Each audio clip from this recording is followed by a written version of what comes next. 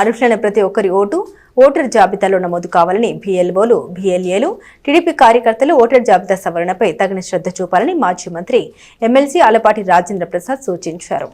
రాష్ట్ర వ్యాప్తంగా జరుగుతున్న ఓటర్ల జాబితా సమగ్ర సవరణ కార్యక్రమంలో తెనాల్లో జరుగుతున్న తీరును ఎమ్మెల్సీ ఆలపాటి రాజేంద్ర ప్రసాద్ పరిశీలించారు. తెనాల్లో శనివారం 5-6 వార్డుల్లో ఆయన ఈ కార్యక్రమాన్ని స్వయంగా పరిశీలన చేశారు. 2002 ఓటర్ల జాబితా ఆధారంగా జరుగుతున్న విచారణను అవగాహన చేసుకోవాలని తెలిపారు. ఓటరు చైతన్యంతోనే సమాజ నిర్మాణం జరుగుతుందని గుర్తు చేశారు. తెనాలి నియోజకవర్గంలో ఓటర్లందరికీ ఎన్యుమరేషన్ ఫారాలు ఇచ్చేశారని, అయితే డిజిటలైజేషన్ 12% పూర్తయిందని తెలిపారు. ఓటరుకు ఎన్యుమరేషన్ ఫారం పూర్తి చేయడంపై అవగాహన కల్పించాలని సూచించారు. ఓటు హక్కు కలిగిన వారి పేర్లు జాబితాలో నమోదయ్యేలా చూడాలని కోరారు. స్పెషల్ ఇంటెన్సివ్ రివిజన్ 5-6 వార్డులో జరగడం జరిగింది. దాదాపు ఎలక్షన్ ఎలక్ట్రోల్ ఫామ్స్ అయితే హైయెస్ట్ ఇచ్చినట్టుగా కనపడతా ఉన్నాయి.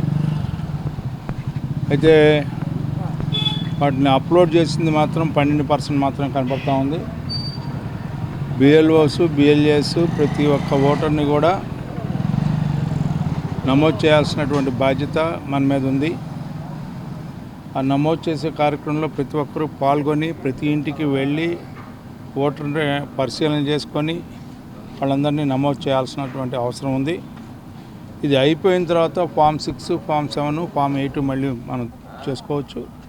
ముందు verification, updation 2002 voter list base చేసుకొని చేసే కార్యక్రమంలో ప్రతి వారు కూడా పాల్గొని దాని మీద అవగాహన పెంచుకొని దానికి అనుగుణంగా ఓటు నమోదు కార్యక్రమాన్ని చేయవలసిందిగా కోరుతాం.